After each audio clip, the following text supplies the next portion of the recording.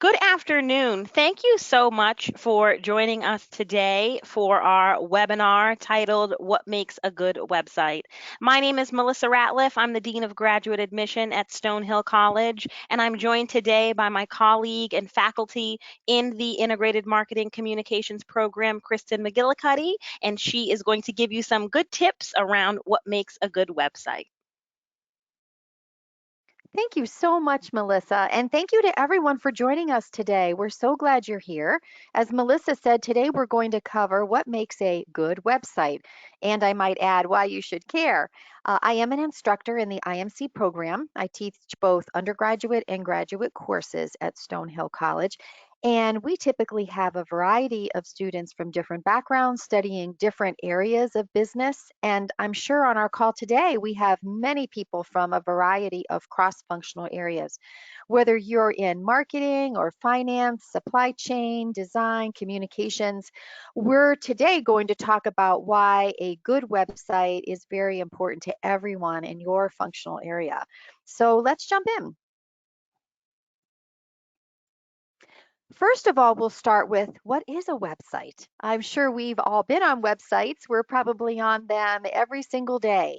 But I like to think of a website as a location on this thing, the information highway that we call the internet. And we want people to stop at our location as they travel along this highway. So let's think about this for a moment. I know Stonehill is in New England. One of the favorite New England pastimes in the fall is to drive up to New Hampshire and go leaf peeping. So let's think about this activity, and you can think about going leaf peeping or perhaps the last road trip that you took with some friends or family. We drive along the road. We pass many interesting places. There could be restaurants, souvenir shops, tourist attractions, all sorts of things. And when we come upon a location, sometimes we know about this location ahead of time. We've seen a billboard that has advertised the location, or a friend or family member has referred a favorite restaurant. Sometimes it's in a brochure. Sometimes we just happen on the location. Well, the same thing happens with our websites as locations. Sometimes we see an ad, like a billboard, that has recommended this website to us. Perhaps we've clicked on the website because we have come upon it from another place. Sometimes a friend or a family member has asked us to visit it or referred us. And sometimes we are browsing on the web and we just happen on it. Our job will be to talk about how we can actually get people to visit our locations, make them aware of our locations, and then take the next step. Because once we get them to stop at our location, we want them to partake in whatever we're offering. Now let's introduce a different model. This is the AIDA model, which is found in many marketing textbooks and classes. AIDA stands for awareness, interest, desire, and action. And these elements are very important in all types of marketing, but they're very important in websites as well. Potential customers tend to follow these steps in order. First, they are aware of a product, of a service, of a website. They become interested. They gradually build up the desire to do whatever we're asking them to do: buy a product, subscribe to something, donate to a cause, and then they take action. And it's our job to move them from one step to the next and to do it better than our competition. And when we do this well, that's one of the things that makes a website a good website.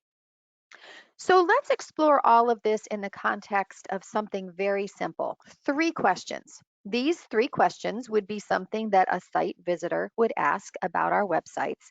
And when you are evaluating a website, again, doesn't matter if you work in marketing or if you're in finance or you're in supply chain, ask these 3 questions and see to what extent your website is answering them effectively. What are you offering? Why should I pick you?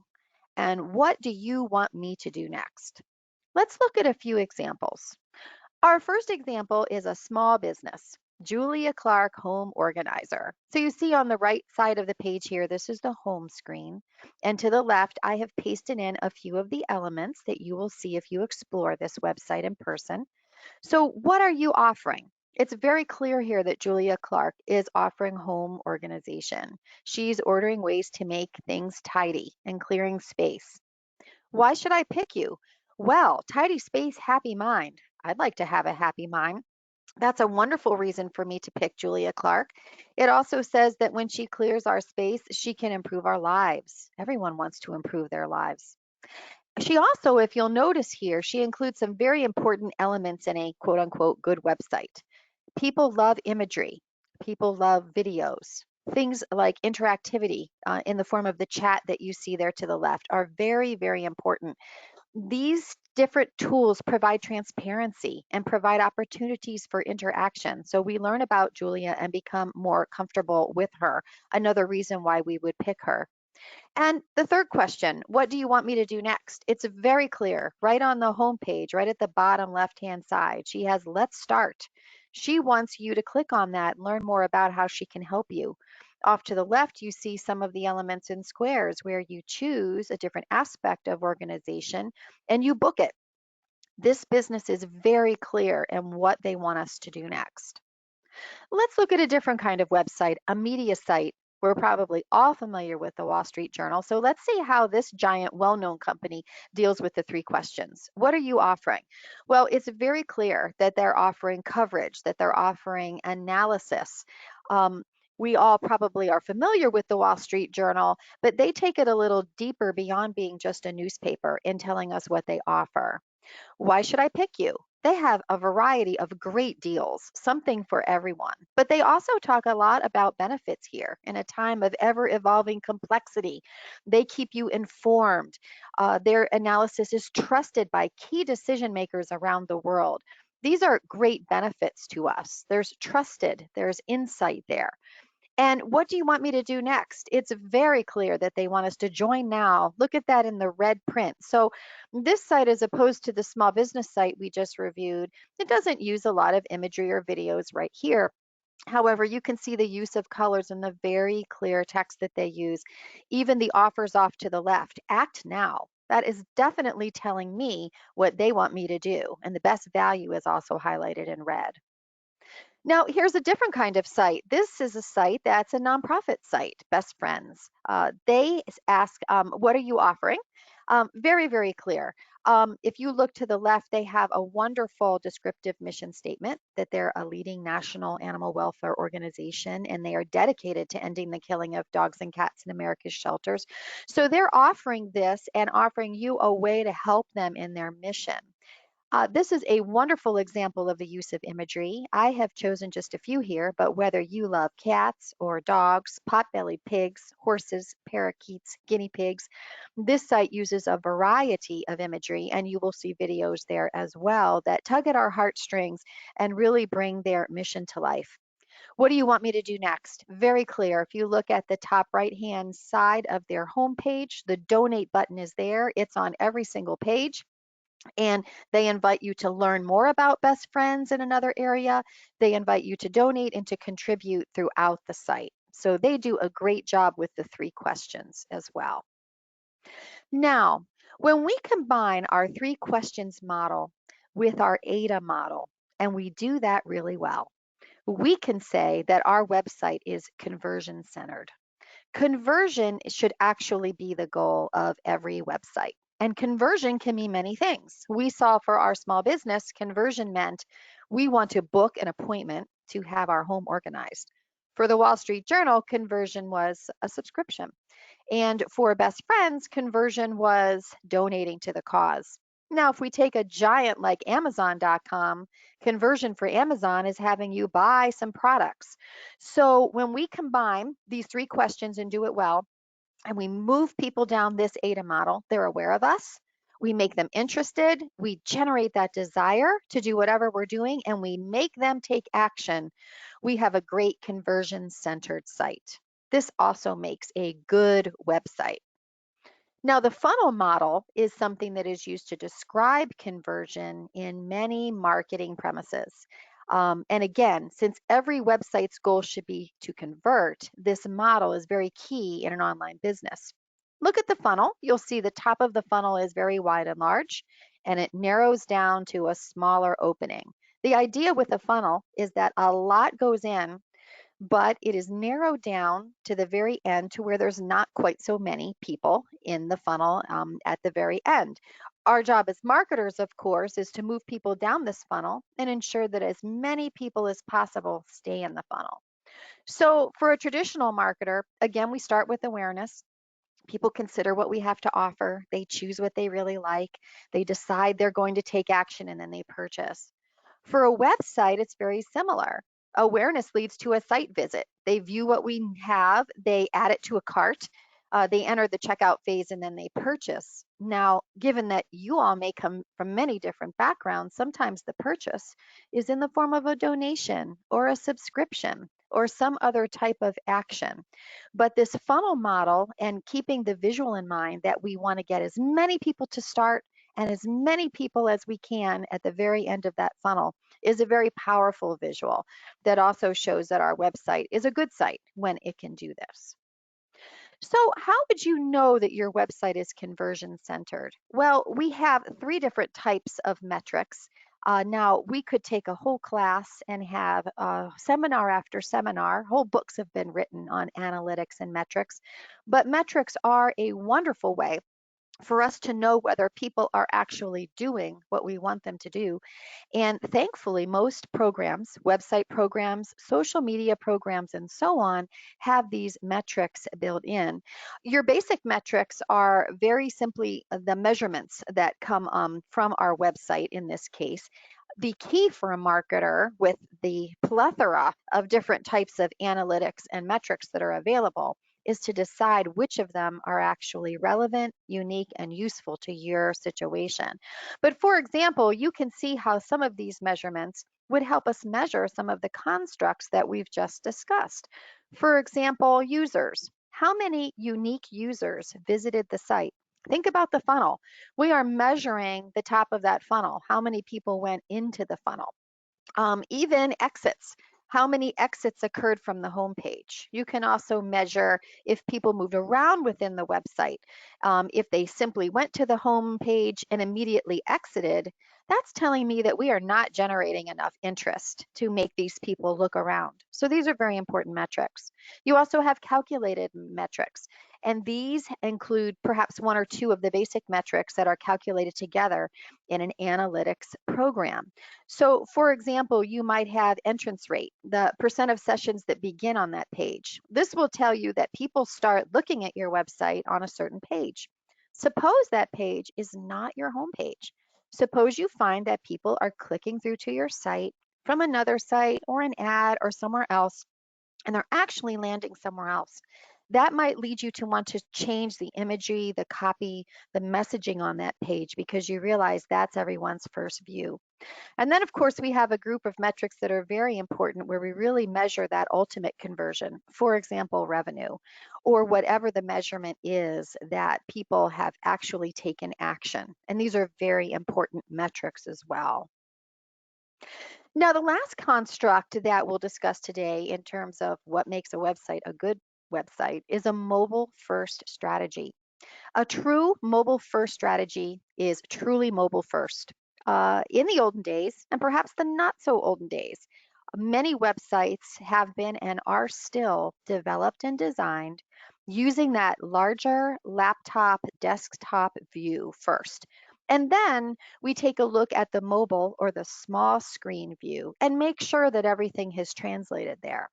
There are a group of experts that believe that we should actually be taking a true mobile first strategy, building, designing, and strategizing on the smallest screen that people will see, and then making sure that that works well on the desktop. I'm sure that everyone's activities in today's businesses is somewhere in between. But paying attention to mobile, whether or not you are purely mobile first, is very key in ensuring that you have a good website because it ensures that you're delivering the right experience to the right people on the right type of device. And we're finding that more and more, that right type of device is a cell phone. More and more people are purchasing cell phones. They actually outpace the purchases of laptops and tablets. and more people are executing their searches, looking for information, and visiting sites on their phones.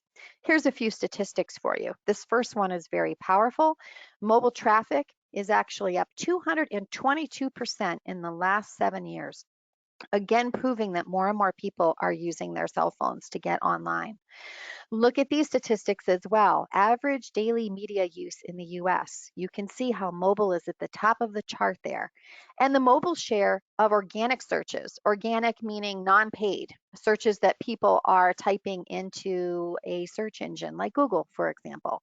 You can see that mobile has a very high share of searches as well. So again, to ensure that our websites are good websites, we need to make sure that that mobile experience is there. Now, why should you care about websites? Suppose you are someone on our call today who works in supply chain. Perhaps you're someone who works in sales. Perhaps you will never have responsibility for building, designing, or even making decisions around your website. It's still extremely important because back to that AIDA model, no matter where you work in an organization, you are part of moving those customers down that path. If you're in marketing, your job is to develop and execute strategies for your customers. That website is going to be key. It's your outward face to the customers. It's sometimes the time and the place where they first learn about your company. And making sure that it's a good website is key to your function. If you work in finance, you're likely advising on a variety of investment decisions and financial decisions. Some of these might include ROI. It would be very good to know that you are allocating funds that will be well spent for a website that is actually effective. If you work in supply chain, your work involves partners for things like logistics and distribution. Again, sometimes the website is the first introduction to a company. You want to be able to build up that trust, that transparency. You want to put on a very good face for these potential partners in your work. If you're in customer service, again, you're focused on customers. You're helping to provide information, solve problems. That website is going to be a key tool for you. If it again is not building up the trust, if it doesn't have the information, if it's not helping perhaps a potential customer decide that they are interested, that they wish to move down that AIDA model, it's going to make your job a lot harder. Sales, you are very big in the conversion part of the equation. Your job is to sell products, goods, and services. And if your website has not done a great job of moving folks down that model and helping them to convert, buy that product, make that donation, buy that subscription, your job will suffer as a result. Managers, you're probably planning and promoting in a specific functional area, and no matter what that area is, because of the nature of whatever your business is, that website is going to be key for your team. And for communications folks, you're going to be utilizing a variety of media to communicate, and the website is one of those main pieces of communication. Your job again is to use communication to move those customers down that model and ensure that they convert and become loyal customers. So in closing, good websites are important for every functional area. And there are some very simple constructs to help us ensure that our websites are doing what they need to do. No matter what your functional area, imagine now if you are at one point in the future sent a link perhaps to a new website design and asked to give your opinion. Well, now you'll have some very simple constructs that will make you feel more empowered and make you feel of more of a contributor to the whole website design process, because you can put a website through its paces using what we've learned today. And remember that delivering a website to the right people on the right device and in the right time is very key in today's mobile first world. Most people are doing a lot of their online exploring and buying on the cell phone. So it's very key to make sure your website looks great on that cell. Now, everything that we talked about today is actually a sneak peek at a summer class that we're offering here at Stonehill in the IMC program, IMC 613 Digital Marketing.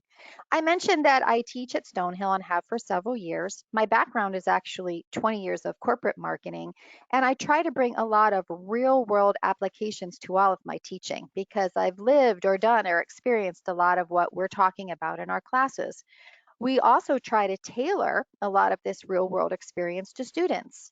Many folks who take the class will be new graduates who have perhaps career aspirations in a certain area. We'll have many people who are already working. They would find it very valuable to apply this material to their work and to their jobs. So we work very hard in our class to make sure that everyone's gaining value in those areas. The summer class is fully online. All the materials are digital and they're all accessed online. Even the book is a digital text. And the format is a combination of readings, videos, online interaction, and simulation. Now, I really love the simulation in this class. It provides practice in two key areas, paid ads and email marketing.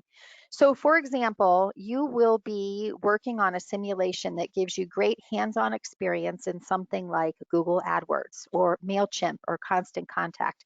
And it also includes an analytics package so that as you go through the simulation, you'll see in real world examples how your campaigns are doing in terms of their success. And again, we focus on real world applications to your area of interest. Off to the right, you can see the key topics that we cover. And today, we had a little sneak peek of two of the key areas, web design and analytics. Well, I thank you all for joining us today. It was great to spend some time with you. I hope you found it interesting. I hope you'll find it useful in your current or future work. I do have a few links here for information on the IMC program here at Stonehill. You can see that link for more info. You can also register for summer courses, including IMC 613 Digital Marketing at the link you see there. And we're planning a second webinar this month, Web Analytics for the Not So Analytical. And I hope you'll join us then too. Thank you so much again for joining us today.